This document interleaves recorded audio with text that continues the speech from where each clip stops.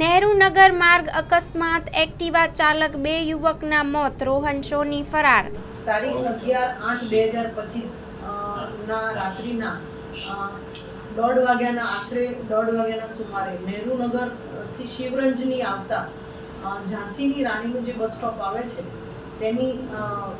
તે બસ સ્ટોપની આગળ જે રોડ પડે છે એ રોડ ઉપર એક્ટિવા ચાલક એટલે એક્ટિવા ચલાવીને જતા 2 યુવાનો અને પાછળ સફેદ કલરની બ્રેઝા કે જેનો નંબર GJ27DM9702 ના ચાલકે પૂર ઝડપે ગફલતભરી રીતે ચલાવી બેદરકારીથી એક્ટિવા ચાલકને અકસ્માત કરી અને વ્હીકલ ત્યાં મૂકી અને ભાગી જઈ અને ગુનો કર્યો છે.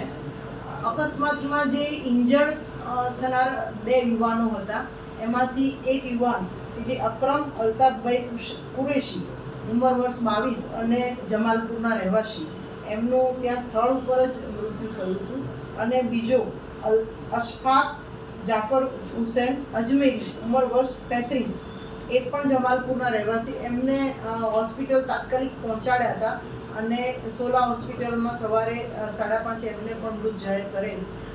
આમ બંને યુવાનોનું મૃત્યુ થયું છે અકસ્માતમાં. અને જે ગાડી ચાલક છે એની પણ અમે પોલીસ રાહે તપાસ કરતા એક ગાડી ચાલક અમને નામ પણ મળી આવેલ છે, એની પૂછપરછ ચાલુ છે. ગાડી માલિક પણ મળી આવેલ છે, ગાડી કોણ ચલાવતું હતું એ પણ પૂછપરછ ચાલુ છે. ગાડી માલિકના કહેવા મુજબ ગાડી ચાલકને પણ અમે પૂછપરછ કરી અને જો એ જ હશે તો અમે આરોપી તરીકે એમની અટક પણ કરી દઈશું. આ જે ગુનો છે એમાં ગાડીની ખરેખર સ્પીડ કેટલી હતી એના માટે અમે સીસીટીવી ફૂટેજ પણ આગળ પાછળના મેળવી અને એ સ્પીડ અંગેની પણ તપાસ કરીશું. FSLમાં પણ એની તપાસ કરાવડાવીશું. આ ગાડીમાં ખરેખર એના બ્રેકની કે યાંત્રિક ચકાસણી કરવાની જરૂર જણાશે તો એ પણ અમે RTO દ્વારા એની ચકાસણી પણ કરીશું. ગાડીની સ્પીડ અંગે FSLમાં પણ એના સીસીટીવી ફૂટેજ મોકલવાની તજવીજ કરીશું.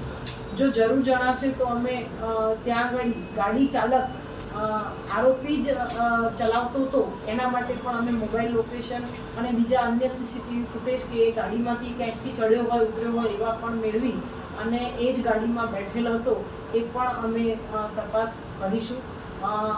આ અકસ્માતમાં જે બંને જણા મૃત્યુ પામ્યા છે એક્ટિવા ચાલક અને પાછળ બેસનાર, મારી આપના માધ્યમથી વિનંતી છે કે દરેક જણને પોતાના ડ્રાઇવિંગ પર કોન્ફિડન્સ હોય છે પણ 2-વ્હીલરવાળા જો ખાસ હેલ્મેટ પહેરે તો પાછળથી ટક્કર મારનાર કે સામેથી એક્સિડન્ટ કરનાર વ્યક્તિ જ્યારે એક્ટિવા ચાલક કે પેડેસ્ટ્રિયનને પાડે છે ત્યારે એક્ટિવા ચાલક કે મોટરસાયકલ કે 2-વ્હીલર ચાલકે જો હેલ્મેટ પહેર્યા નથી હોતા તો કદાચ એ મૃત્યુ સુધી પહોંચી શકે છે એવું અમને આ અકસ્માતમાં જણાવ્યું. કારણ કે બંને મૃત્યુ પામનાર બંને યુવાનોને માથામાં ઇન્જરી થઈ છે.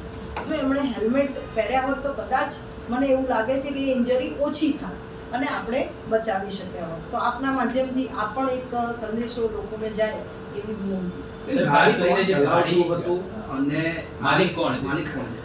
ગાડીના માલિક એક નિમિષાબેન પરેશકુમાર સોની કે જે માલિક છે અને ગાડી ચલાવનાર વ્યક્તિ રોહન પરેશકુમાર સોની એ કોલેજ કરે છે અને એ અમારા કહેવાય ને અમારી પૂછપરછમાં જ અત્યારે અમે લીધેલ છે અને એની પૂછપરછ બાદ એની અટક પણ કરીશું. સાહેબ ક્યાંના રહેવાસી છે અને ક્યાંક ને ક્યાંક એવું પણ સામે આવ્યું છે કે એક જગ્યાએ બર્થડે સેલિબ્રેશન કર્યો હતો અને ત્યારબાદ 3 ગાડી વરના, થાર અને બ્રેઝા ત્રણેય ગાડીએ રેસ લગાવી હતી અને તેમાં અકસ્માત સર્જાયો છે.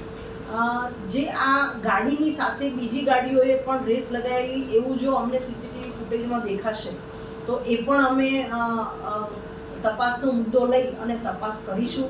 અને જો એવી રેસ કરી અને ખૂબ સ્પીડે ચલાવી હશે તો એ અંગેની અમે કલમનો પણ ઉમેરો કરીશું. સીસીટીવી છે જેમાં 3 ગાડીઓ ફૂલ સ્પીડે આંબાવાડીથી નહેરુનગર તરફ આવતી દેખાય છે. રોહનનું શું કહેવું છે આ મામલે? ખરેખર તેઓ ક્યાં નીકળ્યા હતા, કાલ રાત્રે ક્યાં ગયા હતા, કયા સંજોગોમાં બનાવ બન્યો? સીસીટીવી ફૂટેજ ઉપરથી અમે રોહનની આપે કહ્યું એ જ બાબતની પૂછપરછ કરી રહ્યા છે અને જો એમાં તથ્ય જણાશે તો એ જે ત્રણેય કાર જો રેસિંગ કરતી હશે અને ઓવર સ્પીડમાં હશે તો એના અંગે પણ અમે ગુનાની જે કલમનો ઉમેરો કરવાનો હશે એ અમે કરીશું. રોહન ક્યાં રહે છે અને ક્યાંથી આવતો હતો અને ક્યાં જતો હતો? ગઈકાલે ઘટના શું બની? હજી પૂછપરછ ચાલુ છે. પૂછપરછના અંતે એ ક્યાંથી આવતો હતો, ક્યાં રોકાણો હતો અને ક્યાંથી એ જમીને નીકળ્યો તો એ બધું જ પૂછપરછમાં અમને રહે છે ક્યાં? એ લોકો કાંકરિયાના રહેવાસી છે મણિનગર અને પૂછપરછ ચાલુ છે. જો પૂછપરછમાં આરોપી તરીકે એસ્ટાબ્લિશ થશે તો અમે એની અટક પણ હમણાં જ કરી દેવાના છીએ. રોહનનું શું કહેવું છે? એ પૂછપરછ તપાસનો મુદ્દો છે. પૂછપરછના અંતે એ તપાસ અમે કરી અને અમે તપાસના કેટલા લોકો હતા કારમાં સવાર? કારમાં રોહન પરેશકુમાર સોની એકલો જ ચલાવતો હતો એવું અત્યારે હાલ તો એનું કહેવું છે. કોઈ છોકરીની હાજરી ગાડીમાં હતી અંગે કોઈ તથ્ય હતા? હાલમાં તો એ એની સાથે ગાડીમાં કોઈ હતું નહીં એવું જણાવી રહ્યો છે. એક બાજુ નાઇટ પેટ્રોલિંગના દાવા કરવામાં આવે છે, સતત અમદાવાદમાં અકસ્માતના બનાવ વધે છે, સતત મોતના બનાવ વધે, પણ ક્યાંય જમીન ઉપર પોલીસની કામગીરી અને નાઇટ પેટ્રોલિંગ દેખાતું નથી. અમદાવાદ શહેરના દરેક રસ્તાઓ ઉપર આમ તો જોવા જઈએ ને તો નાઇટમાં પણ આપણે 4 રસ્તાઓ ઉપર ને જાહેર સ્થળોએ પોઈન્ટ મૂકેલા છે અને ક્યાંક આપણી પેટ્રોલિંગમાં ગાડીઓ પણ ફરતી હોય છે. કદાચ એવું કહેવાય કે ગાડી જે પોલીસની પેટ્રોલિંગમાં ફરતી હોય એ દરમિયાન અકસ્માત ન બન્યો હોય તો આપના કહેવા પ્રમાણે એવું તમને લાગે છે, પરંતુ નાઇટમાં પણ ડીસીપી લેવલના 2 અધિકારીઓ, એસીપી લેવલના 4 અધિકારીઓ અને પીઆઈ એમ કરી અને બહુ મોટી સંખ્યામાં આપણે નાઇટ પેટ્રોલિંગ રાખીએ છીએ. પણ એવું કદાચ થઈ શકે કે એ પેટ્રોલિંગ દરમિયાનની ગાડી નીકળી ગયા પછીનો બનાવ હોય તો તમે જે કહો છો એ પ્રમાણેનું તમને કદાચ તમારું મંતવ્ય હોઈ શકે, પરંતુ પોલીસની ગાડીઓ સતત પેટ્રોલિંગ રાત્રે પણ કરતી હોય છે. સાહેબ, આગળ કઈ કલમો હેઠળ ગુનો દાખલ કરવામાં આવ્યો છે? આ ગુનો અમે અત્યારે હાલ ભારતીય ન્યાય સંહિતાની BNS 106, 281, 125A, 125B, 324(4) તથા MV એક્ટની 177, 184 અને 134B મુજબ દાખલ કર્યો છે. સાહેબ, આપને નથી લાગતું કે મનુષ્ય સહઅપરાધ વધનો ગુનો દાખલ કર્યો હોત તો ક્યાંક ને ક્યાંક એક દાખલારૂપ કાર્યવાહી થઈ હોત? આપણે જે કલમો દાખલ થઈ છે એ ક્યાંક ને ક્યાંક જામીન પાત્ર હોય?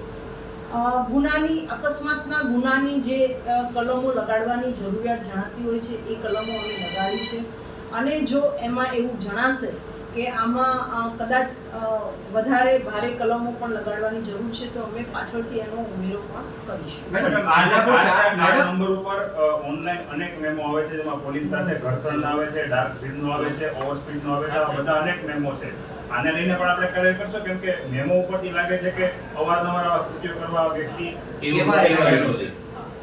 અમે એ ગાડી જે નંબર છે એના પણ અમે ઈ ચલાણ કેટલા જનરેટ થયા છે એ પણ અમે તપાસ કરાવડાવીશું અને આ સિવાય પણ આની અંદર તપાસ દરમિયાન જે કંઈ મુદ્દા બહાર ઉપસી આવશે અને જે ગુનાને ઇફેક્ટ કરતા હશે એ અમે ગુનાના કામે એ તમામ મુદ્દાનો સમાવેશ કરીશું.